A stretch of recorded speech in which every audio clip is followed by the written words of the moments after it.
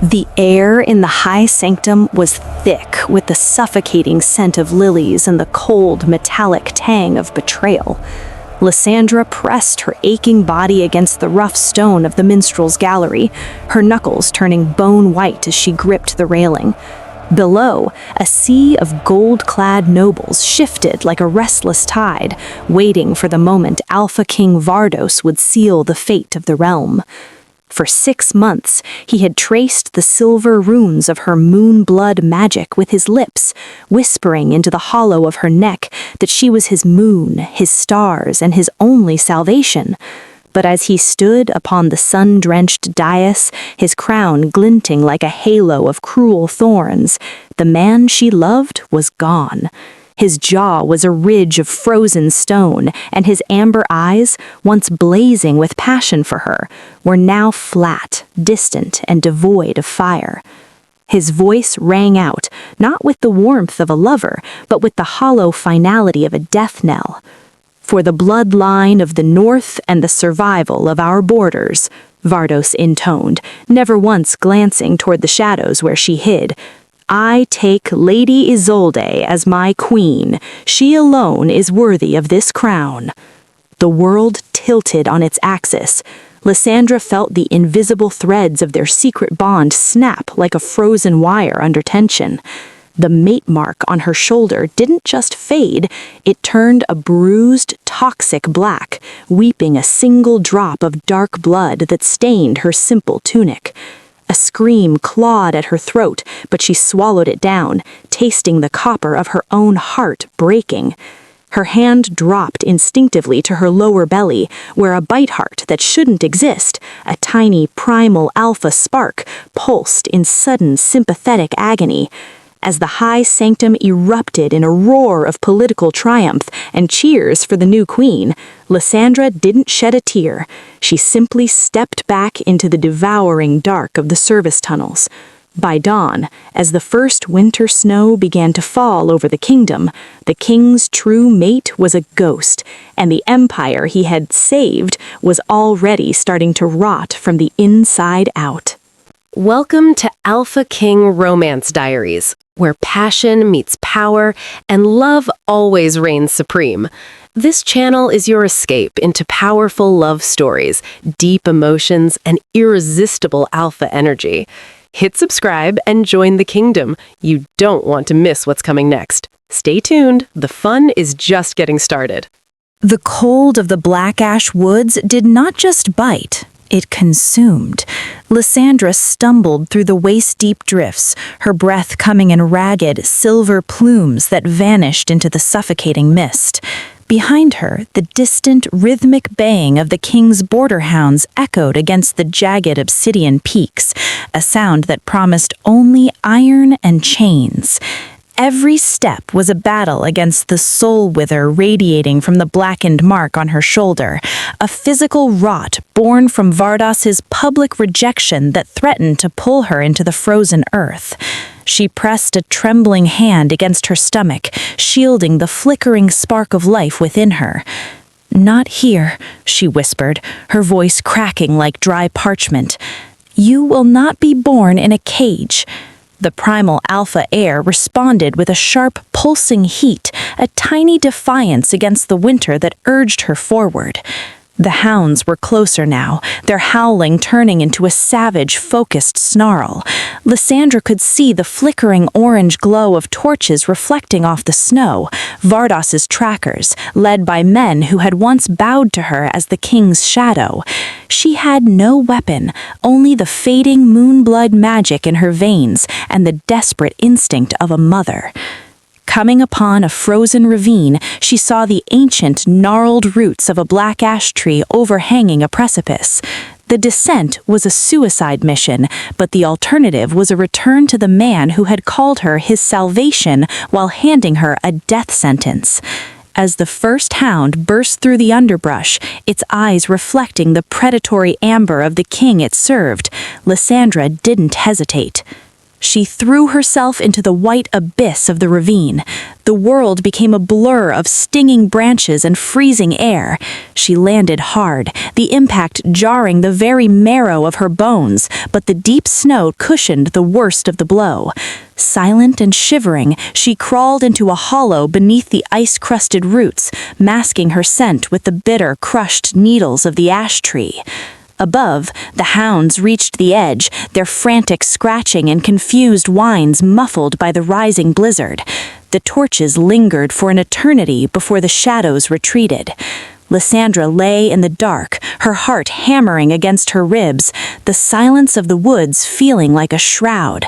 She was broken, discarded, and hunted, but as she felt the steady, stubborn beat of her child's heart against her palm, she knew the king's fatal mistake wasn't just rejecting her, it was letting her survive the night.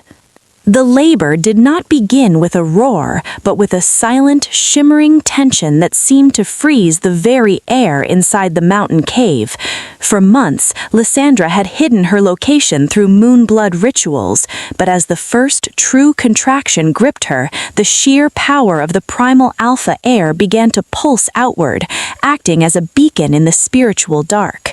She lay upon a bed of dried moss and furs, her fingers digging into the earth as the soul wither on her shoulder flared with a final, dying agony, fighting against the new life that was about to replace it.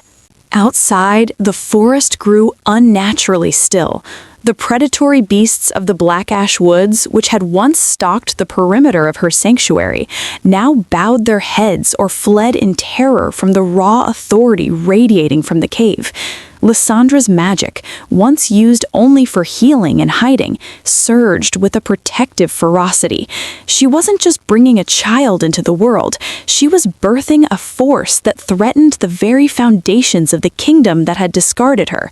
As the moon reached its zenith, a final, world-shaking surge of power tore through her. The cry that followed was not the thin wail of a human infant, but a sharp, resonant sound that caused the frost on the cave walls to shatter into diamond dust. The moment her son's skin met the air, the mate mark on Lysandra's shoulder, once a black, weeping wound of rejection, was instantly cauterized by a blinding silver light. The bond wasn't restored to the king, it was claimed by the child.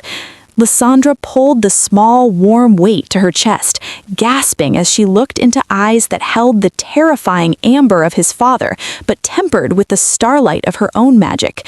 She knew that across the mountains, in a throne room rotting from the inside out, Vardos would have felt that cry in his marrow.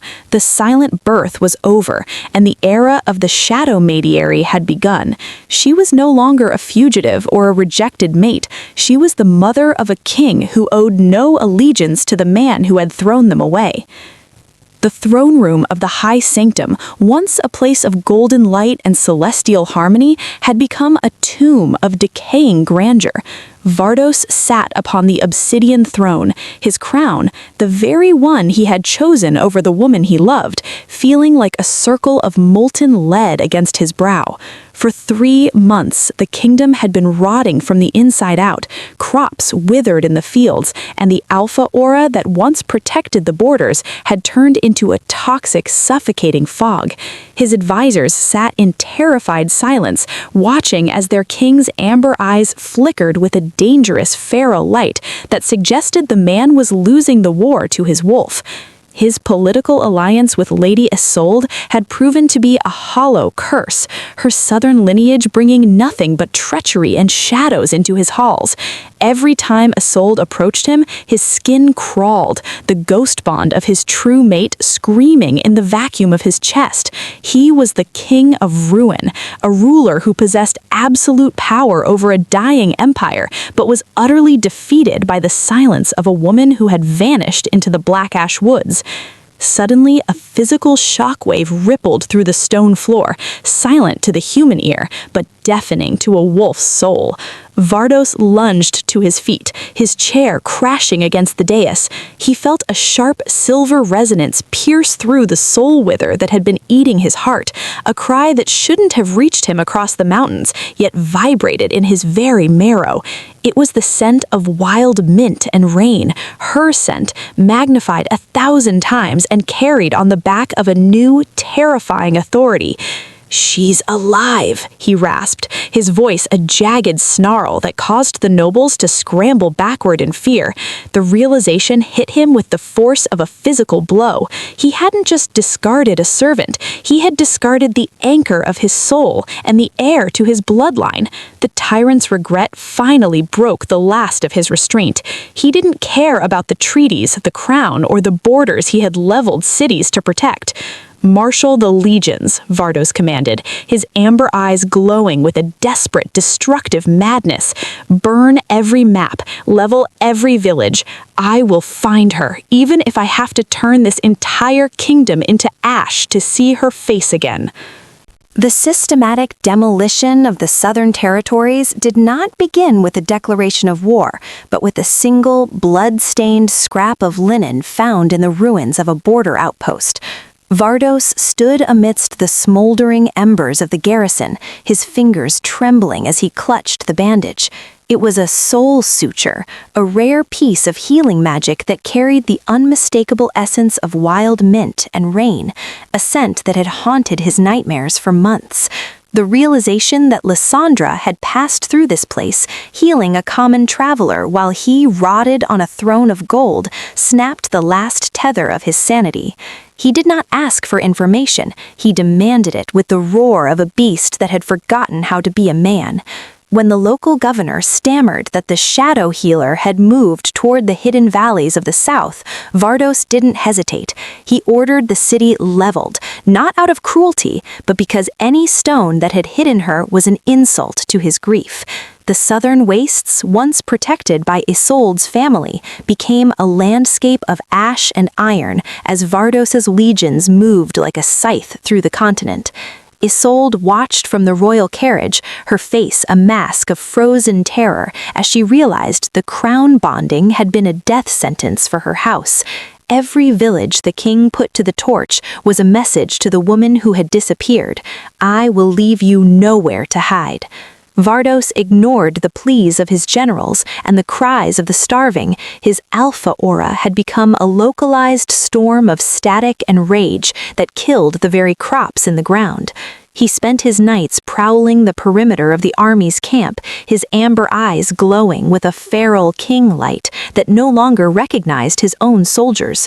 He was no longer searching for a mate to rule beside him. He was a monster hunting the only person who could stop the world from ending. The scorch of the south was only the beginning, a trail of fire he was laying down so that wherever Lysandra was, she would look at the horizon and see that her king was coming to claim the debt he had foolishly thrown away. While the horizon to the south turned a bruised, permanent orange from Vardos's fires, Lysandra sat in the quiet heart of a hidden valley, stitching together more than just wounds. The settlement, which the locals had begun to call Oakhaven, was no longer just a hiding place for a runaway healer. It had become a shadow village, a sanctuary for the broken mates and outcasts fleeing the very path of destruction the king was carving across the continent. These were women whose bonds had been snapped by war or politics, and men who could no longer recognize the tyrant their alpha had become. Lysandra moved through the rows of cedar-planked huts, her presence a cool balm against the heat of the world's end. The moonblood magic that had once been a secret burden now flowed from her with effortless grace, used to weave a spirit veil over the valley that dampened sense and muffled the sounds of life. She was no longer the trembling servant of the high sanctum. She was a matriarch of the discarded, her spine steeled by the weight of the primal alpha heir she carried at her hip in a woven linen sling. "Find the girl of mint and rain," Isolde hissed, her voice a jagged sliver of glass. She pressed a bag of cursed self-gold into the lead mercenary's hand. and find the child. I do not want them returned to the king. I want them erased from the earth before he catches their scent."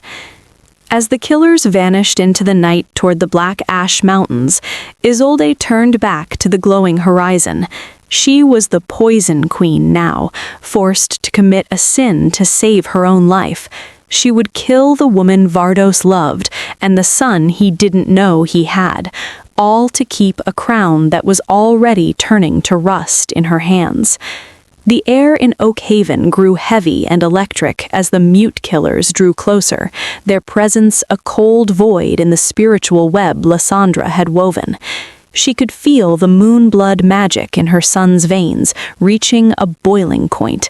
The boy was no longer just a child, but a lighthouse of alpha energy that threatened to burn through the spirit veil, shielding the valley. To save her people and her heir, Lysandra knew she had to perform the Moonblood ritual, a dangerous ceremony of redirection that would mask his royal signature, but at the cost of her own life force. In the center of her hut, surrounded by bowls of crushed herbs and mountain water, Lysandra began to chant. She didn't use the soft lullabies of a mother, but the ancient, guttural incantations of a high healer. She drew a circle of silver dust around her son, her fingers glowing with a pale, ethereal light. As the ritual intensified, the mate mark on her shoulder, the one her son had claimed, began to vibrate, acting as a conductor for the massive surge of energy. The ritual was an act of supreme sacrifice. She was essentially suturing her son's power into her own soul, making him appear as nothing more than a common human to any magical tracker. As the final words left her lips, a shockwave of silver light erupted from the circle, momentarily blinding her. When the light faded, the heavy, royal pressure in the room was gone. Her son looked up at her, his amber eyes now masked by a soft, deceptive brown. Lysandra collapsed against the earthen floor, her skin deathly pale, and her magic drained to the dregs. She had succeeded in hiding him, but she had also silenced her own spirit veil. For the first time since she fled the high sanctum, she was truly vulnerable. She lay in the silence, listening to the wind howling through the black ash peaks, knowing that while her son was now invisible, she had just lit a candle for the assassins in a world of darkness. The atmosphere in the king's command tent was as volatile as a powder keg. While Vardos spent his hours obsessively tracing the charred remnants of southern maps, his desperate council gathered in the flickering shadows of the periphery. These were the men who had once been his iron fist, generals and lords who had bled for the crown. But as they watched the scorch policy turn their ancestral lands into a blackened wasteland, their loyalty had finally curdled into a cold, hard resolve to survive. They spoke in hushed tones, their eyes darting toward the heavy velvet curtains that separated them from the king's erratic, prowling presence. The coup was no longer a matter of treason, it was a matter of continental preservation. "He is no longer an alpha," General Kalin whispered, his voice jagged with grief for his leveled home city. "He is a feral god. If we do not strip the crown from his head tonight, there will be no kingdom left to rule." The plan was a desperate gamble. Use a concentrated dose of wolfsbane-infused mist to suppress Vardos's animal instincts long enough to place him in iron bindings. They believed by removing the king they could stabilize the borders and end the hunt for the shadow healer that was bleeding the realm dry. But as they reached for their blades, a low, guttural growl vibrated through the very floorboards of the tent. The curtains parted. Vardos did not walk into the room, he loomed, his alpha aura so heavy it felt like a physical weight crushing the lungs of everyone present. His amber eyes were no longer human, they were twin suns of predatory rage that saw every tremor of their betrayal. He didn't wait for them to strike. With a speed that defied the laws of their kind, he moved through the council, stripping them of their ranks not with words, but with the raw, terrifying force of his will. You speak of preservation, Vardos rasped, his voice sounding like grinding stones. But you were the ones who whispered that a crown was worth more than a soul. You made me a monster. Now you will watch as the monster finds what you forced him to throw away. By the time the sun rose over the smoldering camp, the council was in chains, and Vardos stood alone, a king with no advisors, no allies, and nothing left to lose but the woman he was finally, agonizingly close to finding. The spirit veil over Oakhaven had thinned to a translucent shimmer, weakened by Lysandra's recent ritual. In the gray light of dawn, a lone scout, his armor bearing the singed crest of the king's elite vanguard, tripped through the perimeter brush and collapsed at the village edge. He was not a monster, but a man broken by the scorch policy, his boots worn to the soles, and his eyes wide with the hollow shock of one who had seen his world turn to ash. Lysandra approached him, her hand gripping a silver-tipped dagger beneath her cloak, her moonblood magic humming a low, defensive warning. The scout looked up, and for a moment the scent of wild mint and rain hit him like a physical blow. He didn't reach for his sword. He fell to his knees, his voice a dry rasp. "They told us you were a ghost," he whispered. "But the king, he has turned into a demon to find you." Lysandra looked at the man's jagged wounds, her healer's instinct warring with the fierce protectiveness of a mother. If she killed him, she might buy another day of silence. If she healed him, she risked a witness who could lead the feral king straight to her son's cradle. The scout reached out a trembling hand, showing her a small discarded scrap of the soul suture he had been ordered to track. "Please," he begged, "the kingdom is dying. He is leveling everything in his path. Only the mate he rejected can stop the fire." Lysandra looked back at her son, who watched the exchange with those unnerving amber-flecked eyes. The mask she had placed on him was holding, but the world was screaming for its anchor. She lowered her dagger and reached for her medicinal pouch. She would heal him, but the mercy felt like a surrender. She was no longer just a fugitive. She was a harbinger. By saving this man, she was finally signaling to the monster on the horizon that the shadow healer was ready to face the ruin he had made. Vardos no longer existed as a man.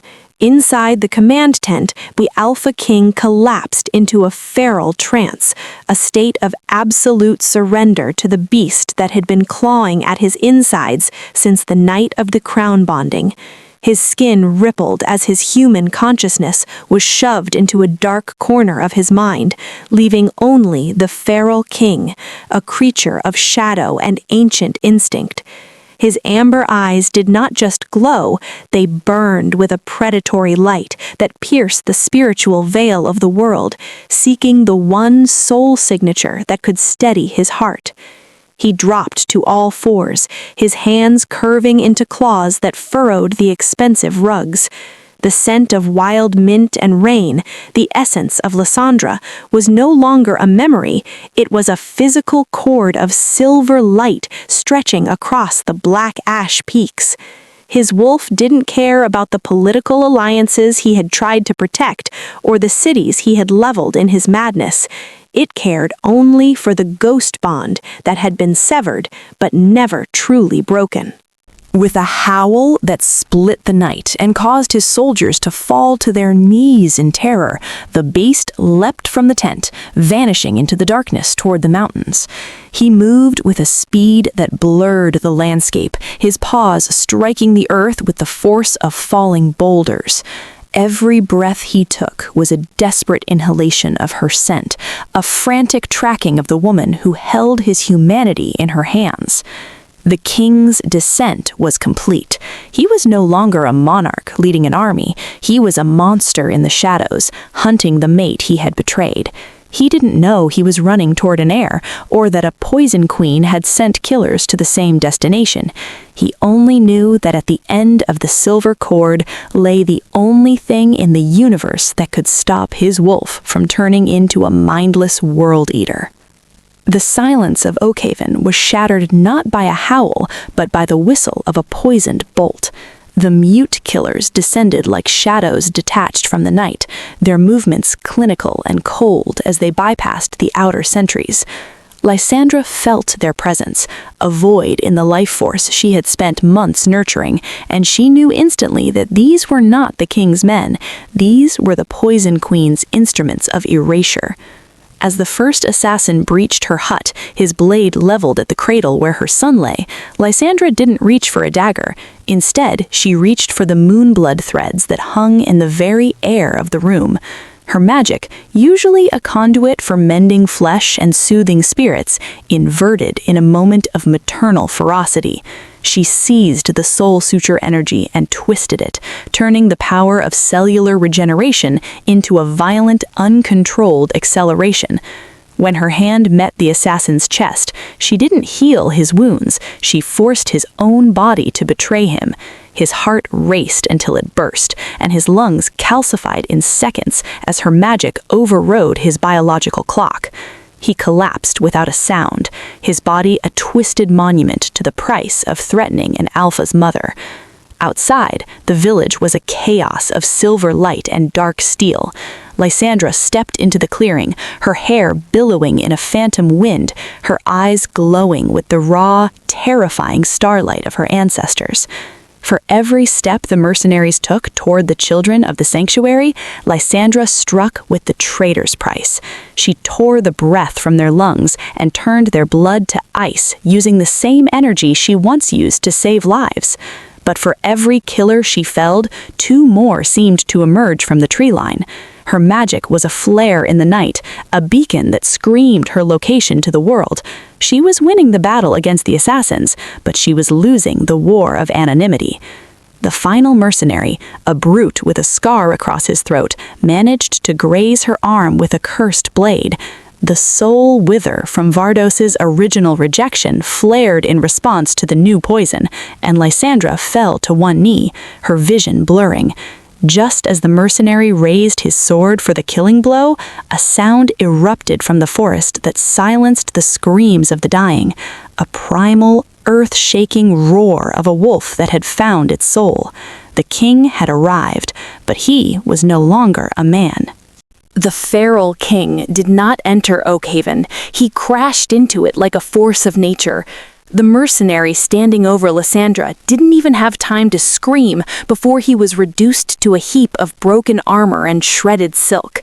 Vardos, in his massive, monstrous wolf form, stood over his rejected mate, his fur matted with the soot of the south and the blood of those who had dared to touch her. His amber eyes, burning with a maddening fire, scanned a destruction until they landed on the woman who had haunted his every waking breath. The air was heavy with the scent of wild mint and rain, a fragrance so pure it momentarily silenced the beast's bloodlust. Lysandra leaned against a scorched pillar, clutching her wounded arm, her gaze fixed on the creature that had once been her lover. She saw the recognition in his eyes, the agonizing shift from predator to protector, but she did not move toward him. She remained a barrier between the king and the small wooden hut behind her. Slowly, the wolf's snout twitched. Beyond the scent of Lysandra, there was something else, a thread of power so familiar it felt like a mirror of his own soul, yet laced with the ethereal starlight power of the moonblood magic. Vardos pushed past the wounded Lysandra, his heavy paws treading softly as he entered the sanctuary of her home. There, in a simple cradle of woven willow, lay the primal alpha heir. The child did not flinch at the sight of the giant beast. Instead, the boy reached out a tiny hand, his eyes shimmering with that unmistakable royal amber. As the wolf's wet nose touched the child's palm, a spark of silver light ignited between them, finally shattering the moon blood ritual that had hidden the boy's identity. The revelation hit Vardos with more force than any blade. He wasn't just looking at a secret child, he was looking at his own redemption and his ultimate failure. A low, pained whine escaped the king's throat as the feral king began to shrink, the bones of the wolf snapping and reforming into the jagged, naked form of a man.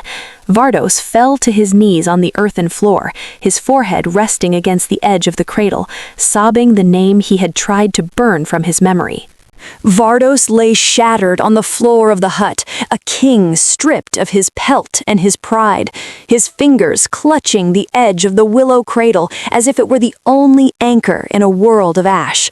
Lysandra stood over him, the sole wither on her arm pulsing with the poison of the cursed blade, but her voice was as cold as the mountain peaks. She knew that the southern army, Isolde's remaining forces, was closing in, and a man fueled only by regret could not lead the defense of their son. "Stand up, Vardos," she commanded, her moonblood magic swirling around her like a silver shroud. When he only sobbed her name, she reached down and seized his chin, forcing his amber eyes to meet hers. She didn't offer comfort, she offered a spirit trap. Using the last of her strength, she projected her magic into his mind, dragging his consciousness into the high sanctum of his own memories, the place where he had buried the man who loved her beneath the weight of a crown. In the psychic void, Vardos was forced to witness the crown bonding again, but this time the minstrel's gallery was filled with the screams of the cities he had leveled. Lysandra stood before him in the vision, not as a victim, but as a mirror. "You chose the safety of the borders over the soul of your mate," she echoed, her voice vibrating through his spirit. "Now look at the borders. Look at the ruin you made. Is this the kingdom you want your son to inherit?" The trap was a brutal, systematic dismantling of his excuses. He tried to speak of the blood oath to his father, but the vision burned it away, showing him that his father's legacy was nothing but dust compared to the primal alpha heartbeat in the cradle. Outside the hut, the first horn blasts of the southern army sounded, a rhythmic thumping of war drums that shook the valley. Lysandra withdrew her magic, gasping as the strain nearly broke her. Vardos rose, his movements no longer feral, but focused with a terrifying, cold clarity. The man who had been a king of ruin was gone, replaced by a father who finally realized that his throne was not in a cathedral, but wherever his mate and child stood. He reached for a discarded mercenary blade, his amber eyes settling into a steady, royal glow. The last stand had begun, and for the first time in his life, Vardos was fighting for something more than a kingdom.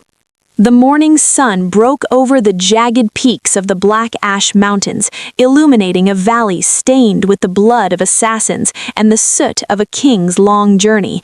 As the Southern Army's drums fell silent at the sight of the standing Alpha, the survivors of Oakhaven, the broken mates, and the outcasts emerged from the shadows of their huts. They did not look at Vardos with reverence, but with the cold, hard stares of those who had lost everything to his scorch policy. Vardos stood in the center of the clearing, his skin covered in the grime of his feral descent, his amber eyes clear for the first time in an eternity. He looked at the faces of the people he had terrorized, then turned to Lysandra, who stood on the steps of her hut with their son in her arms.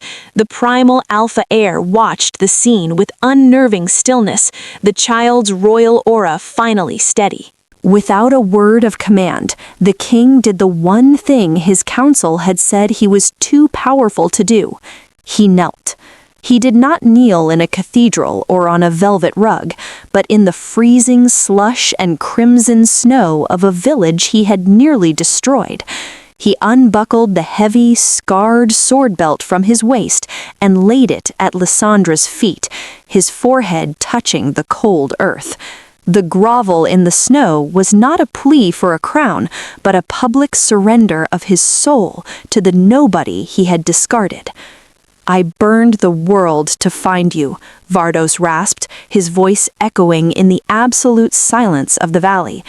but I have no right to the world I left in ashes.